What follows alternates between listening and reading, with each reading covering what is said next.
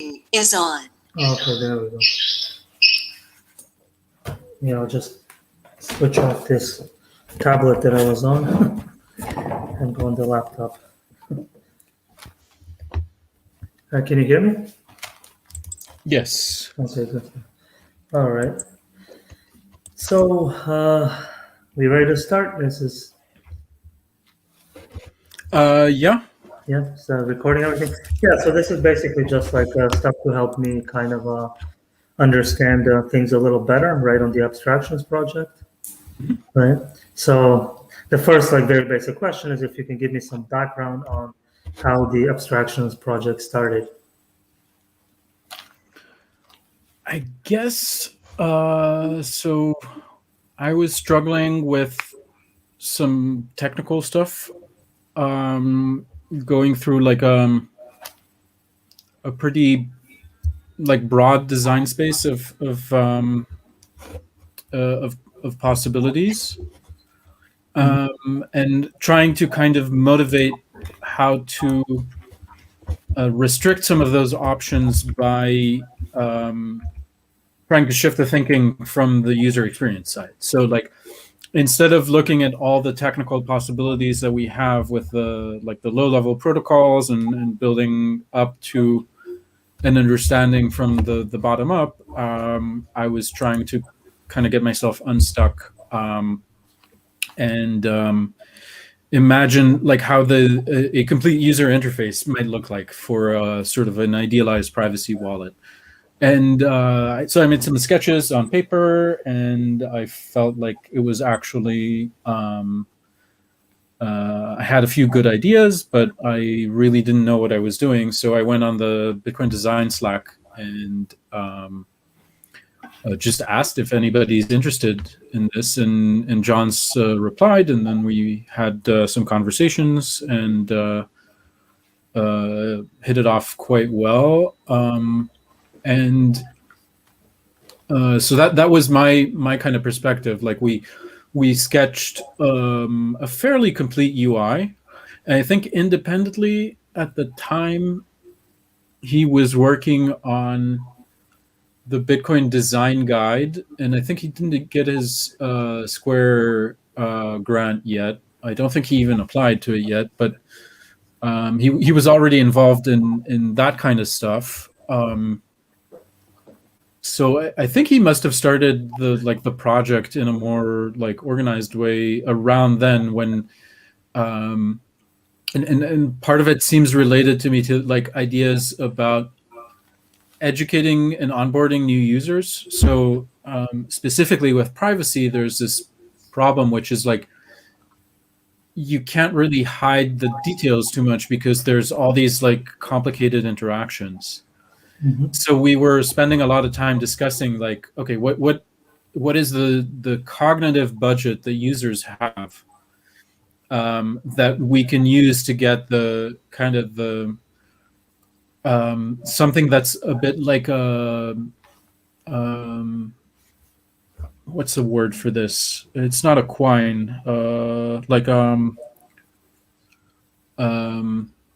so something that has like two layers of interpretation, right? So like imagine a sort of user interface that for beginners gives you familiar metaphors and intuitive concepts, but for somebody who's more of an expert, like there's a layer of subtext below that is still technically accurate. Mm-hmm. So like put in more constructive terms, like how do we build a user interface that avoids these like lies to children type scenarios, right? Like how do you simplify and abstract but without misleading and still providing a natural trajectory for people to improve their skills and be exposed to more concepts, maybe implicitly, and kind of develop intuitions that then cycle back into higher technical proficiency and cycle back to more curiosity, and basically to send users on a long-term trajectory to becoming, realizing the full potential of their understanding with this new unfamiliar system without like creating a dichotomy between like this wallet is for beginners and this wallet is for Yeah, experts. I understand. So that was a question we spent a lot of time discussing, and I think that a lot of John's work kind of followed. So we were talking quite intensely for a few months, and then we kind of each focused on our own thing. So I'm not 100% sure. Like I've been following the PeakShift repository, um, but I don't know exactly like what's going on there. So Mhm. yeah, that would be my take. But bear in mind, it's highly subjective. Like Mhm. I'm not even sure exactly what you mean by design abstractions, or exactly what Johns means by that. But I think it's a kind of pattern language of design ideas, which are consistent with the technical reality, Mhm. consistent with um, simplifying, with Mhm. making things familiar, and consistent with promoting Mhm. socially responsible and privacy and security responsible behavior. So, like, for example, if you have a pattern that you want to represent an amount, a wallet as just an amount, just its balance, um, that's a very popular design pattern, like a very popular abstraction. But qualitatively, it fails to capture the difference. Like if you have 1,000 different coins that sum to that value, or you have one coin with that value, those are very different realities from the fees perspective, from the privacy perspective. So in this regard, like that is a bad abstraction, and we were very interested in abstractions that don't create this tension, right? Don't overly abstract, if that makes sense. Anyway, are you still there?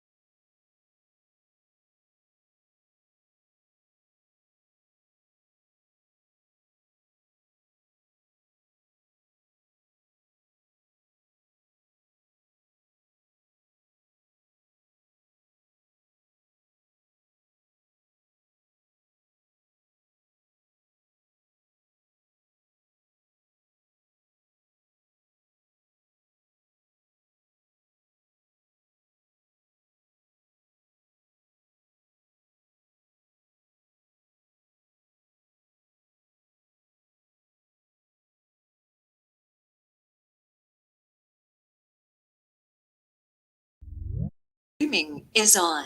Hello, you here? Hey, welcome back. Oh yeah, thanks. Yeah, weird. I usually like Bulgaria has some like solid internet, some of the best in the world, and it just went down for some reason. Not used to it. So where were we?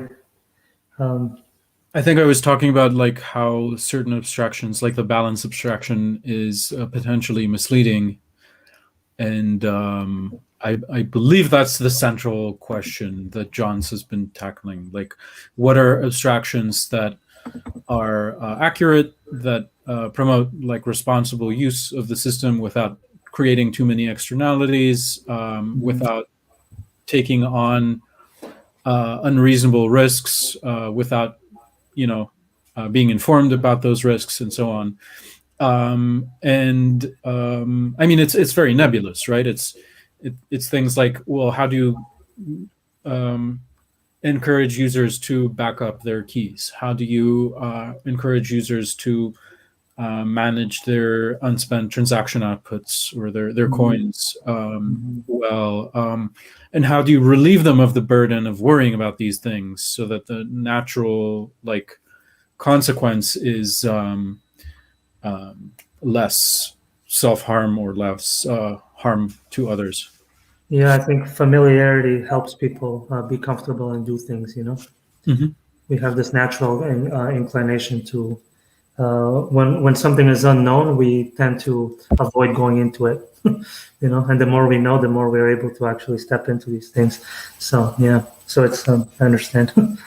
And there's a huge risk there, which is like, because of that pressure, like a lot of wallets tended to oversimplify things in an attempt to make them more familiar, where the basis for familiarity is a system that's inherently very different. Like, it should look like a normal bank account on online banking or something. That's a nice goal in theory when you focus on familiarity, but it falls short in certain, like the longer term consequences of doing that are not clearly beneficial. So my second question was basically, how did the collaboration start? But I think you answered it. Like those two are kind of answered in this one thing. So I'll move on to the third one out of 5 that I had. Like, how would you define the project?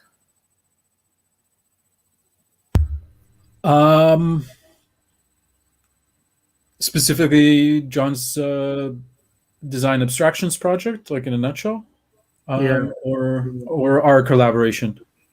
The actual project, the abstractions project. I don't think I actually am familiar enough with the details to really. What I was recounting earlier is my best guess at what that means for him. I mean, the observable stuff, the stuff that I can see, is the documents that I've and the pull requests, which I haven't scrutinized, but I've read or skimmed most of them. And so basically, I would say, and this is completely my take, that it's like a corpus of information that doesn't have to do with any specific wallet, but which has to do with the needs of most users. And it's a pattern library in the sense of it's documenting standard ways of approaching some of these problems and use cases. And it's also a documentation of the interaction surfaces of these patterns. So like, if you choose to do, I don't know, like implement a feature in a certain way, like I was alluding to with the balance thing, like do you give users a list of coins that they can spend and then burden them with the task of selecting from them, perhaps without understanding what that even means or what the trade-offs are? Or do you just provide an algorithm that does it for them, and maybe in some circumstances it's going to have like undesirable consequences? So in the design decision of do I give a balance or a list of coins or somewhere in between, like it's useful to basically think through the consequences of applying a specific abstraction, and I think that's something that he's been paying a lot of attention to. Yeah, I mean, we're doing one on contacts now, right? When one of the things we were talking about was basically the unspent coins, the UXTO, I think that's what it was called, and like an algorithm that will basically choose like which wallet to use, right? So you wouldn't reveal everything you had, let's say, to one person in that way, right? So yeah, it's very interesting. For what it's worth, the acronym is UTXO, for unspent transaction outputs. And on a technical level, what that is every transaction spends inputs to increase its balance by referencing the outputs of prior transactions.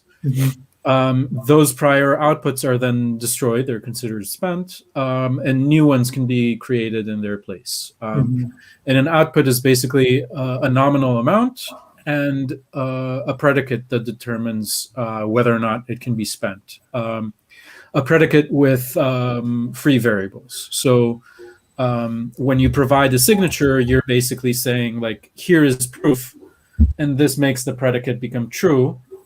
And the predicate normally says, like, this output can only be spent by a transaction signed by the key whose hash is something or other. So what you can do is you can provide the key, you can provide the signature. This evaluates to true in the predicate, but nobody apart from the owner of the key can compute these inputs. And then according to the rules, this means that this output can be destroyed, and the transaction consuming it can create new outputs in its stead. So yeah, I guess in a way we're going to, I guess in a way this this kind of will simulate or will create or will replace, let's say, the function we had with a traditional, paper-based wallet, right? So we just need to have all these kinds of functions where, so I guess it'll just make it more easier, more accessible to users, and I guess maybe to the understanding as well. I guess each one of these abstractions in the technical sense will do that. Yeah, and specifically the concept of a UTXO, should people really need to understand that? Ideally, no. But if you answer no, then okay, that means that there might be some edge cases and corner cases that some sort of naive algorithm will lead to harmful outcomes, basically.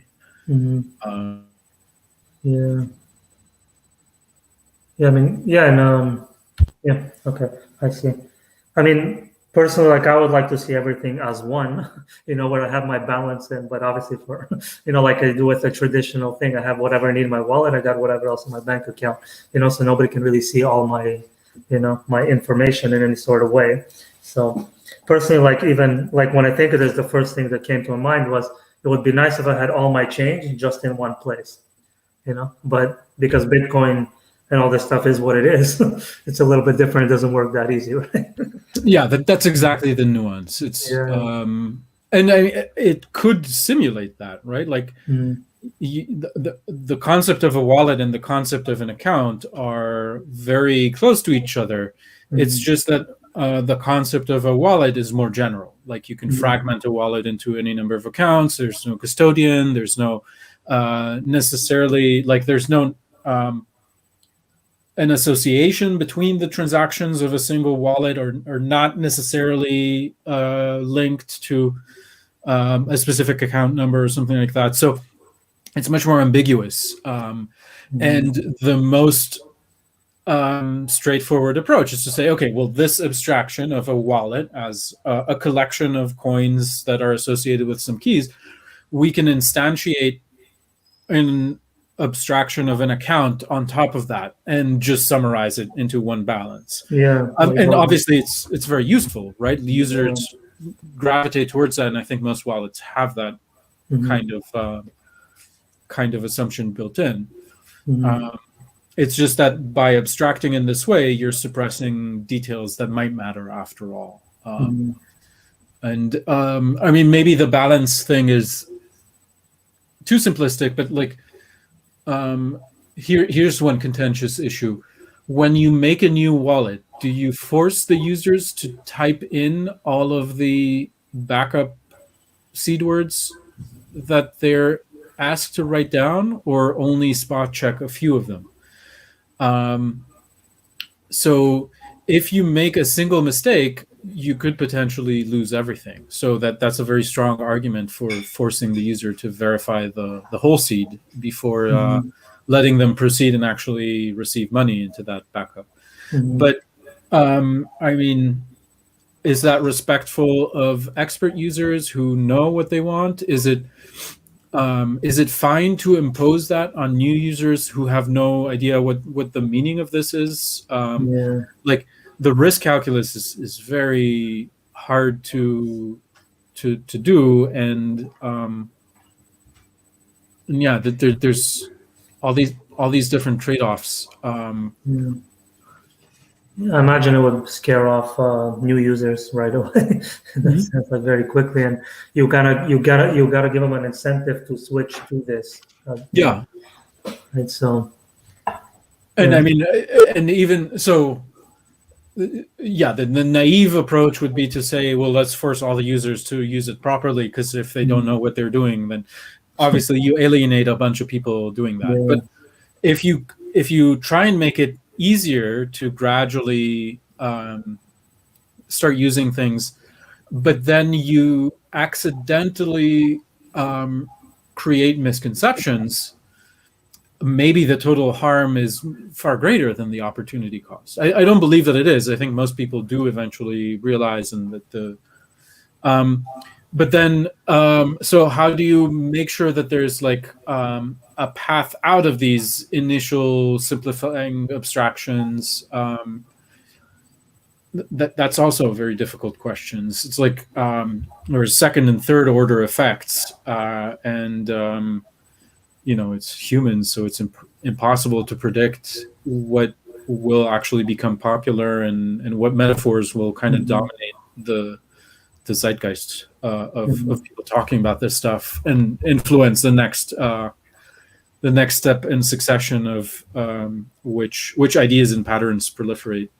Well, like from talking to John's, right? Because like, I mean, the very first impression that I had was that he's trying to get these abstractions for the mass public, but it's not necessarily exactly just the mass public. It was kind of, he has more of the intention like to work with designers, let's say stakeholders, copywriters, for example, like to make it more accessible to them. And this way, when they're actually like, let's just call these like people that are working with the non-technical aspects of Bitcoin, they can this way get involved much quicker, much easier through the language without having to go through all the technical details. And this way, even from their own fields, they can help the growth of Bitcoin in this sense by, like they'll be more able to, when they have better understanding, they'll be more able to basically even use their own ideas, their own innovations within their own fields and bring them over to Bitcoin rather than when they don't.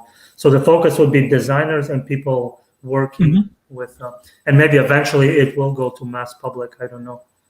But I think developers as well, but slightly from another angle. So I think the main focus right now is to create a better shared understanding between designers and developers, with the developers typically just externalizing the problem, right? They're like, here's how it actually works. Here is a very naive UI with a button for every single feature, and it's the user's problem and responsibility to learn how to use this. That's like one typical approach. And the other approach is to oversimplify, to design things to be very visually attractive, very simple, very inviting, but then create a sort of false sense of control and security. A concrete example of that is like the Ledger Live web wallet, or in general ledgers. So it's the most popular hardware wallet. and it supports a whole bunch of different coins. And there's been a very long list of complaints about security stuff. And I mean, this is a security product, so you would expect them to take that more seriously. And it appears that they have taken things less seriously for a very long while, like 6 or 7 years of products that each have like very weird concessions made.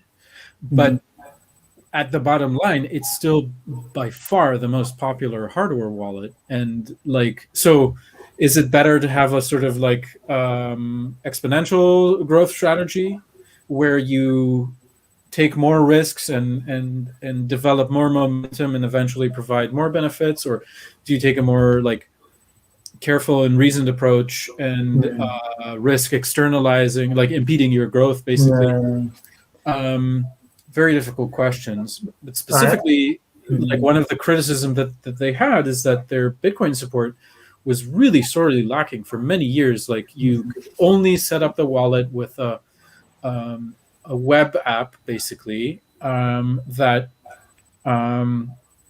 has a bunch of privacy and security considerations, and people kept complaining, like, look, you started in Bitcoin, like, why are you not taking the Bitcoin side of things seriously? And it really appeared that their priorities were in another place. Well, I think the safe approach would be better, because if you do something to basically jeopardize trust early on, you know, and if you have that fall at that point, you might never be able to get back up. You know, it'll be very difficult, you know, to, yeah. That matches my intuitions. Unfortunately, it appears to not have been the case, because they've been, in terms of revenues, I think, much more successful than the other manufacturers. And even when terrible things happened, for example, sometime last year, I think, their customer database was hacked and leaked. So here's a long list of potentially lucrative targets for criminals to complete with shipping addresses, email addresses, phone numbers, literally just a list of people who were serious enough about cryptocurrencies to actually buy a hardware wallet directly from the manufacturer. And like, I thought it was an utter catastrophe. Like, how could they be this incompetent? How could, like, surely this would be, you know, detrimental to them as a company, like require more than just a bullshit apology on Twitter. I think it barely made any impact. Very similar to the Equifax fiasco, any number of high-profile hacks, Microsoft, Facebook in the last year. It doesn't appear that market discipline is enough of a force to hold these people accountable, unfortunately. Because I figure, like, if something was to happen, basically the enemies of these things, like, for example, in the media, would just jump on it like like rabid dogs. Yeah, I don't think they did. I mean, it was definitely reported, but yeah. I mean, my hope is that a similar thing is kind of happening with ransomware, right? You could spin it in two ways, right?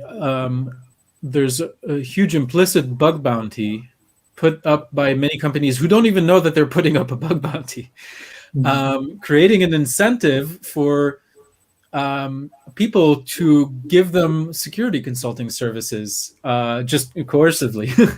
So like, that would be my most positive spin on the ransomware industry. And like, these are in some sense, and I think that argument could be defended. I don't wholeheartedly believe it, just to be clear, but like, this is a kind of rogue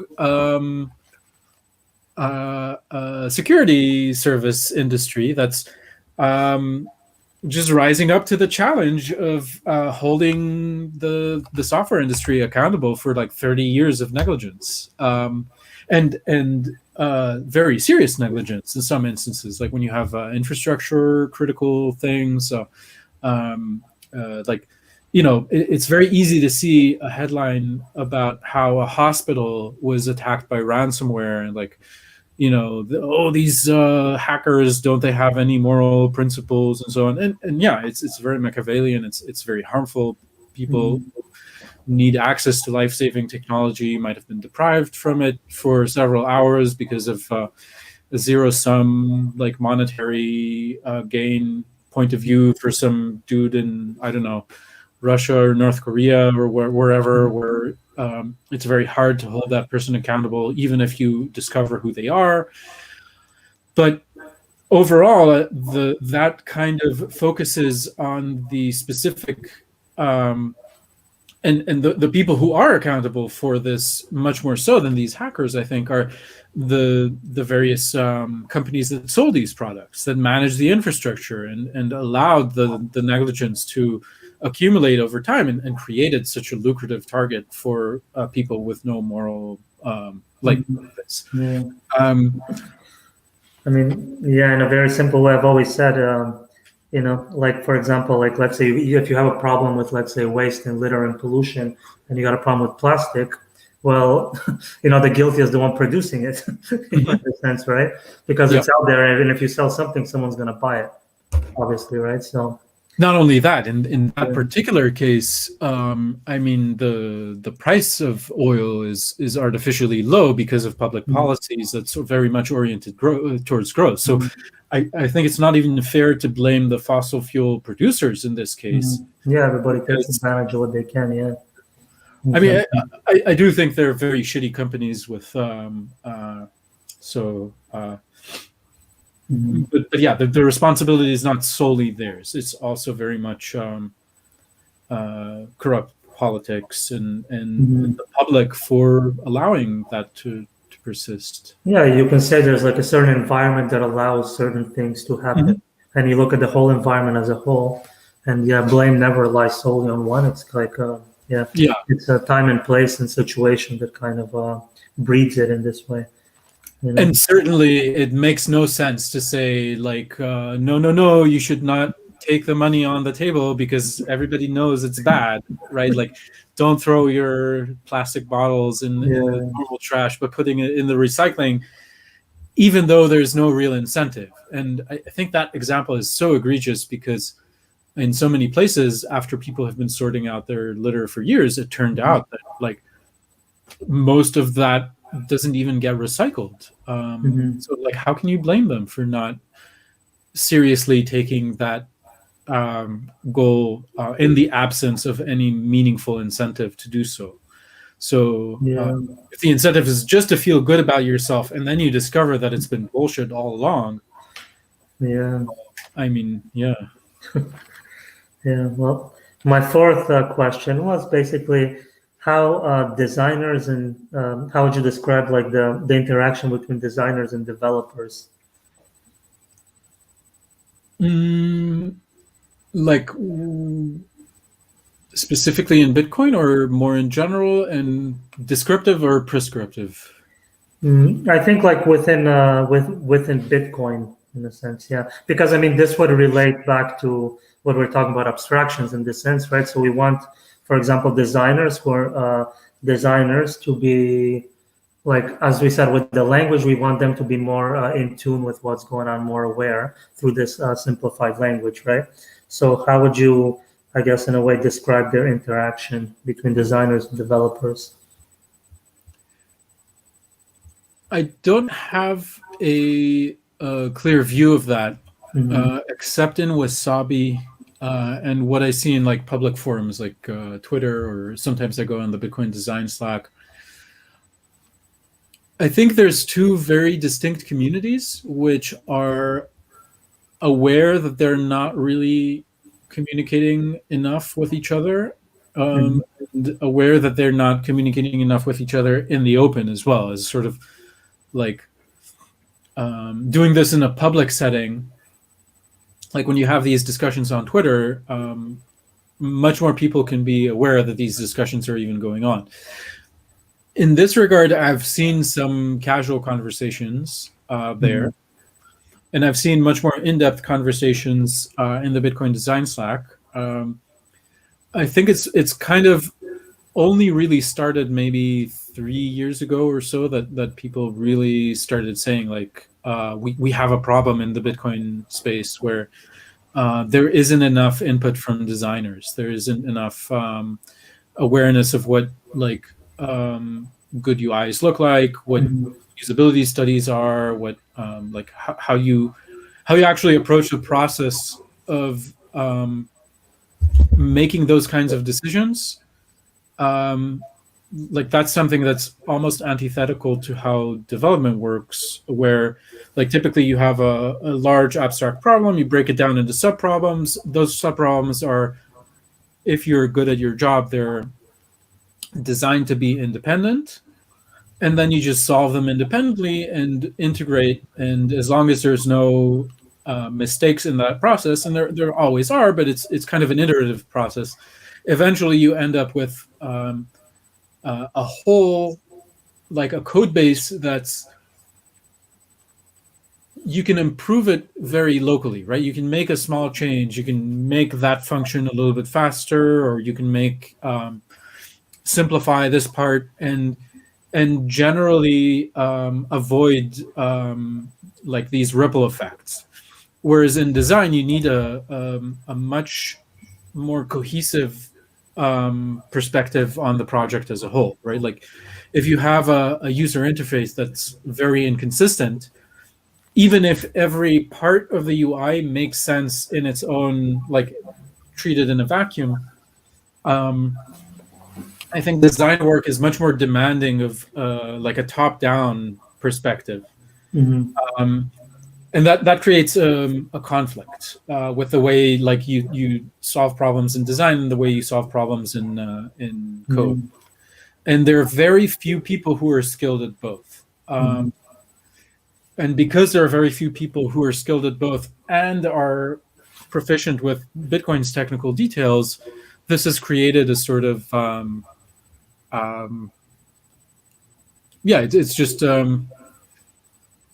everybody's kind of aware of the stuff that they're aware of, and there's a whole class of conversations that is not really happening because there isn't enough of a shared language between these communities that and that has changed in the last few years. I think it's been like 2 years since I was aware of the Bitcoin Design Slack. And kind of more aware of designers being interested. I think the first instance was maybe 4 years ago or 3 years ago. There was a conference where Patricia, I don't remember her name, Portuguese designer. She had a talk at, I think it was Building on Bitcoin. Might have been the Breaking Bitcoin conference. And at least from my personal perspective, she kind of set the wheels in motion of like, oh, yes, that's a really good point. We need to be thinking more about non-technical users, and we need to be thinking more about how you solve problems, not using the tool chain of analytic problem solving as it is often exercised in software development. And yeah, it's building up, but it's we're kind of at an initial bootstrapping phase. I think these communities are still forming and discovering each other and forming links, and it seems very open-ended to me. I mean, I can draw like a very personal comparison here, in a sense. Like if you even go like a level further and you go into, let's say, copywriters or marketers, for example. Okay, I can write you a copy about a topic I don't know, but it's going to be very superficial. You know what I mean? And it might take me longer to produce because I have to do research. I don't know what's going on. It's not going to be as good, if you compare it to if I knew what I was actually talking about. If I know it, then I can do it faster, have better ideas, I can spin the words a little better, so in the same sense, you will get a much better product. I think it'll be done faster, more efficiently, more in depth. It'll actually know what it's covering and talking about. So in the same way, I think it relates. Yeah. Yeah, and one of the problems with Bitcoin is it's such a demanding subject, right? It involves so many different fields, so many different domains of expertise just within software. Like it's very rare to meet somebody who has a deep understanding of cryptography, of distributed systems, of language security, low-level systems programming, networking, and so like just getting the minimum required to do like very developer-focused tasks is already something that demands years of training, whether it's focused on Bitcoin or experience in those fields. A lot of the time, people can get by with treating some of these domains as black boxes, but like it still takes so long to just get even familiar with the terminology. And if you mix in like entirely separate domains of economics and game theory and design and the political aspects, questions about privacy as well. Like it's just such a demanding subject that it's very easy for like. Here's maybe an anecdote. It's kind of throwing shade, but I think they've been doing a much better job recently. So Blue Wallet has long been considered, a very well-designed wallet. It's very appealing to users. It's very, and they integrated Lightning payments a few years ago by writing a centralized service called L&D Hub. And they were very clear, like the wallet itself is self-custodied for Bitcoin, but if you want to use the Lightning features, then that's custodial. We're going to operate Lightning nodes on your behalf and keep a balance, and you can use that to make payments, and this saves fees. But okay, so they were very clear about communicating this. And then somebody posted a tweet saying like, oh my God, I think there's a weird bug, like my balance became negative or something. So I kind of poked at, and it was all open source. And it just became apparent that the guy who wrote it, okay,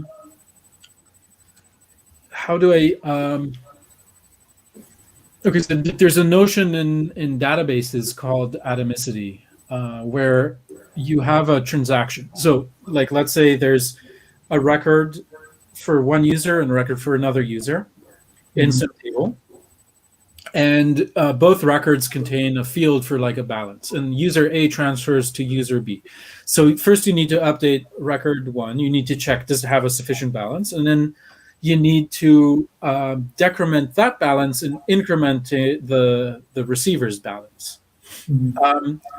And a database that supports atomicity can give you the guarantee that even though you're doing these two updates in two different records, it introduces a notion of a transaction that says like, either it happens atomically, either we decrement from the one and increment the other, or nothing at all happens, and there's no intermediate state. And the way the database guarantees that is, there's many ways of doing it, but like just imagine that there's like the simplest way is first the database records the intent, like I'm going to update these fields, and then if it crashes in the middle, then it can always know, it can detect whether or not it was in an intermediate state and either finish the task or roll back and undo. So you're always, when you fetch records from the database, you always see a consistent view. Like there's no situation in which where if you sum over all of the records, like typically in accounting, you'd expect the sum of the balances to be zero.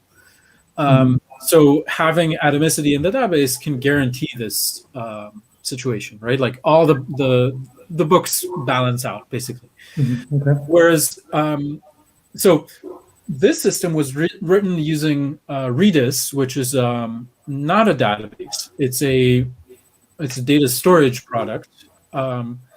It's designed for a very specific use case, but people kind of use it as if it's a database many times, and so it did not actually provide these guarantees. And there was another misconception which had to do with the language they were working with. So this was written in Node.js.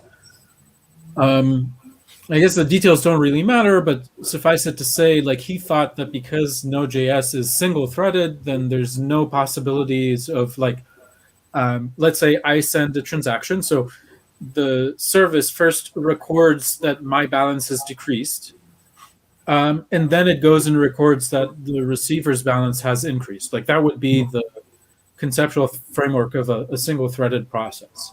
But actually, it doesn't work like that because the server wants to do many things in parallel. And even though Node.js is single-threaded, it uses what's called an event loop. So it appears to, like, a new user of the language as though the guarantees are stronger, but actually things can get interleaved. And, like, if I initiate a transfer and before my balance is decremented, I initiate another transfer, then between the time where the balance is checked and the time where the balance is updated, there's a window of opportunity where both checks can pass, but then the overall decrementing of the balance can go negative. And in a sense, this means that you can steal money from them because you're effectively spending more than what you have to spend, but the database allows you to do that. Okay. And I reported this, and it was really terrifying. It took a whole sequence of back and forths of posting comments on GitHub and talking to the guy, and to his credit, he did not, like, he argued with me from a position of ignorance about these things. He was not dogmatic in any way. He accepted all my criticisms, and when he argued incorrectly, he always, when I refuted his arguments, he always acknowledged that, and they did fix the issues. And as far as I know, I haven't been keeping up to date. Like, now they have a much more serious implementation of Lightning in their wallet. Like, here's a typical case of somebody who obviously, like, anybody who has significant experience in distributed systems should instantly know, like, get a whole list of red flags. That say, like, first of all, you should not build an accounting database on top of Redis. Second, like, when you use Redis or you use any other database, you need to be aware of what the language that you're using it from actually does in terms of reordering the sequence of events. And it's very typical for somebody who's only been developing for, like, a few years to not know these things yet. But here it had a real world consequence where users could effectively steal from each other. Like, users deposit Bitcoin, and then some user can walk away with more than they deposited or rightfully transferred. And if this was not caught by that user and debugged by me and reported and then eventually fixed by the developer, like, this could have gone for much longer and created an insolvency problem. So just like an anecdotal example of people being slightly in and over their heads. And this has happened many, many times before. Like, blockchain.info had a wallet that had several notorious incidents where they generated the keys incorrectly, and they had one user, notably, they changed something in the UI where the fees were previously denominated in fiat, and he was using Swedish kroner. And then they changed it to Bitcoin, and he was like, I want to send a fee of 50 kroner, and he accidentally sent a fee of 50 Bitcoin. So, like, and this was a few years ago by now, but the value is still quite high. I Wow. think it was in the thousands of dollars or something. Mhm. So eventually, he managed to get help from a developer who allowed him to cryptographically sign a message that proved that he really was the Mhm. originator of that transaction, and then the mining pool, which mined the transaction, verified this, and like voluntarily sent him back the money. So I think he recovered his funds, and it was all right in the end. But like, here's a very simple design decision where they decided to portray the fees in fiat, and then they realized maybe this is not Yeah. a good idea for various reasons, and Mhm. made a reckless decision to change the design of the interface, Mhm. and did not even take responsibility for this. Mhm. Like, no, I don't believe that blockchain.info has ever acknowledged that this was partly their responsibility for causing that user to, lose tens of thousands of dollars of Bitcoin value. Mhm. Um, Yeah, so we can see how kind of problems that can cause. Yeah, it's crazy actually. Um, yeah, so the last question was, what value do you think that abstractions will bring? um, I think I can answer that very succinctly, in contrast to all the I guess others, in a which way is, we have been answering it, but yeah.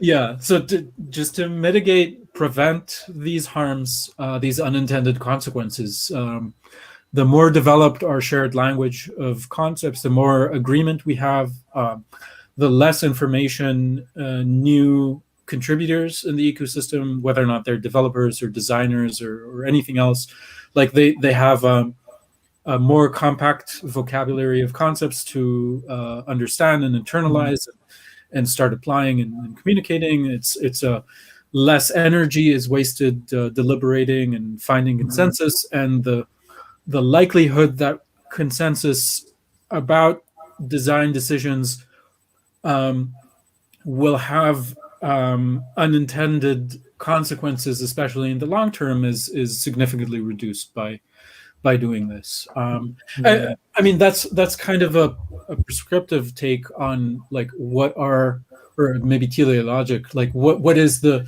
point of developing these design abstractions. If we take a slightly more descriptive angle, then I mean, even bad abstractions are still design abstractions, right?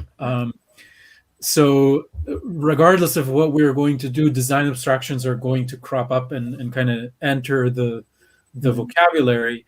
And I think the sort of side of it is that, um, because abstractions are going to emerge and evolve on their own anyway, we should Mhm. be more deliberate and more careful to ensure that they are not needlessly complicated, or Mhm. control for the gatekeeping Yeah. and problems with introducing people to the fields. And this applies both to contributors and to users, Mhm. because they are two different consumers of abstractions. One is benefiting from them, and the other is applying them. Mhm. And the second thing is, yeah, trying to um, reduce likelihood of these like runaway, catastrophic, Yeah. unintended consequences. Yeah, it kind of all reminds me of sort of like a Wittgensteinian language game in this sense. We want to speak the same language, right? Yeah, yeah, We don't want that's, to be. Yeah. and there's specifically, like, I think his private language perspective. I've not read the primary sources. I only have like accounts of friends who studied philosophy, so I might be butchering Yeah. I this here. mean, But yeah. I've read some of his stuff, but then like through like let's say textbooks, other things. I've read secondary sources, not the primary one, right? In the sense. So yeah, I have like a vague understanding of it too. But in a sense, it just reminded me of it right away because I remember how he said that we don't, like we play different language games in a certain field, yeah, right? We don't really understand each other in this way. So, yeah, this kind of looks like it because in a way we don't understand each other and we need to speak the same game. We need to play the same game. And when we do that, I hmm, think that would make sense, right? Something like that. yep. Yeah. And also, I think from his private language kind of mental model, if you look at it as an emergent or of shared language, emerging from a distributed process of private languages evolving. It's very clear to me, or it's very intuitive to me, that the people who are, introducing the concept of like a seed phrase or a public key or a private key or all these like technical details, like what's a transaction, what's a fee rate, all these concepts that we kind of take for granted by this point, they all trace back to very technical decisions made by Satoshi back in 2008. That like we can no longer mutate, and so like Satoshi had his own private language at the time, with using which he conceived of the system. It's pretty clear from his public record that he was very wrong about certain things. They did not play out, but by and large, he was a genius visionary. Like he saw things unfold in incredible clarity. But then, like, we were left to kind of, and then he disappeared, and then we were left to piece together the scraps and kind of try and recover more and more of his private language, and build out of that like a shared. So for example, what's a Bitcoin address? Like people use address interchangeably with account and interchangeably with public key. And neither of those is the case, and it's like it's fairly self-evident, but there's only circumstantial evidence for it that Satoshi had in mind only the usability aspects when he did that. Because if you look on the blockchain in early blocks, there's transactions which create an output that has a predicate, like this output may only be spent by a transaction signing with this public key, and then an explicit public key in non-compressed form. So he apparently did not know that you can compress elliptic curve keys. So they take up 64 bytes on the blockchain. In theory, they could take 33 bytes, but he didn't implement it that way. Now it does use that approach. So, but then it appears in hindsight quite obvious that he thought that it was unreasonable for users to type in 64 bytes of information, which is like 128 hexadecimal characters, without making a single transcription error. That's obviously not viable. So he introduced a concept of hashing public keys and effectively compressing them. So instead of putting in the public key, you put the hash of a public key, and that's only 20 bytes of information. And it's actually less efficient because you need to have both the hash and the pre-image to the hash at the end on the blockchain. So it consumes more data overall, but it's less data that the users have to transfer between each other, because the sender, so the receiver, needs to generate an output predicate and give that predicate to the sender so that the sender can construct a transaction that transfers control over some amount of Bitcoin to the receiver. And so, okay, so now we've reduced 64 bytes of entropy to 20 bytes of entropy. And that's something humans can arguably sort of deal with. But then he introduced the base 58 encoding, and addresses are base 58 encodings of standard predicates like pay to public key hash. That's just one name for a specific template for a predicate. So like nowhere is it stated explicitly that's what he was thinking, but like now we have this concept of an address that people have been arguing it's a bad name. Like people think that an address is a static thing, but actually it's more like a payment request. Yes. I thought that too. Yeah. And and if you trace back this etymology, like it appears that really what Satoshi was trying to do in the first place was make it more convenient for users to. So if Satoshi were a better designer and had a better intuition for what words should be used, why is it wallet instead of keychain? That's another very misleading term. Maybe not misleading, but it creates unreasonable expectations. and we have to live with this legacy now. So Yeah, because I take wallet and I think account. When I apply to like a computer, a digital thing, I think wallet. I think my account. Like that. and Yeah, the metaphor does hold in some sense, right? Because yeah, you privately, in your own hardware, your own storage, your own physical security domain, you control the keys. yeah. So it's a philosophical question. Do the keys carry the value, or is the value recorded on the blockchain for all to see? Mhm. And I would argue that not like you cannot separate these two things. Like if there was no secret knowledge of private keys, the data on the blockchain would be meaningless. There would be no value without the secrecy, without the notion of ownership that is only introduced by secrecy. Because without secrecy, there's no discretionary control. Like everybody can sign with my keys. On the other hand, without the blockchain, like, okay, I can generate a random key.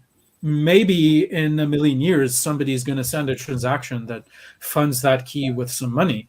It's not valuable now. So, divorced from the current state of the blockchain, so it's a very strange sort of philosophical question. Like, even if you admit that value exists a priori, like, never mind discussions about subjective value and this being in sort of Thomas theorem type belief begetting material reality sort of things. Like, let's just assume a priori that this is the case. There is this thing called value. Where does it sit? It's necessarily in the relation between the secret knowledge of the keys and the current state of which outputs are spendable. And neither keychain nor wallet really captures this the complexity of this relation. Yeah, they could get philosophical about it, and then and then it gets more difficult because then even terms we can argue terms like and all this stuff. It just keeps going and going. There's never 100% a perfect one in that sense, right? I don't think for anything. So and more than that, we're continually discovering new ways of doing things, and our language and our metaphors kind of also constrain what new ideas we come up with. Yeah, well, there's also I was very affected when I read that book by Thomas Kuhn. What was it called? The one with the paradigm shifts. The structure of scientific revolutions. Yeah. And basically, so a lot of times we take for granted that this world is really not static. It's actual constant motion. Like everything is changing. So you could have your theory right now. It could be very good. I mean, it could be as good as it can get. But I don't know in 500 years what exactly is going to happen and how things will shift. And so you can't look at the past and think that these people didn't know what they're talking about. I think they did for their time. This was the right, whatever it was. Yes, it's it's interesting. Michael Polanyi also has his also in philosophy of science, his theory of tacit knowledge. I think is very, very relevant here. I know him as a name, but I've never read him. I read a little bit about him, but Yeah, the only two philosophy courses I actually did at university were both philosophy of science courses. Yeah, well, it was very interesting. At one point, I had this idea. Like after Thomas Kuhn, I was gonna read a bunch of the other ones too. I started, but then I kind of got into other things. Yeah. Well, it's been very good talking to you. I just had these 5 questions, and you can send me the video after, or how? Yeah, I sent you a link on Twitter. Maybe before we sign off, you should verify that you can access it. I made it an unlisted video.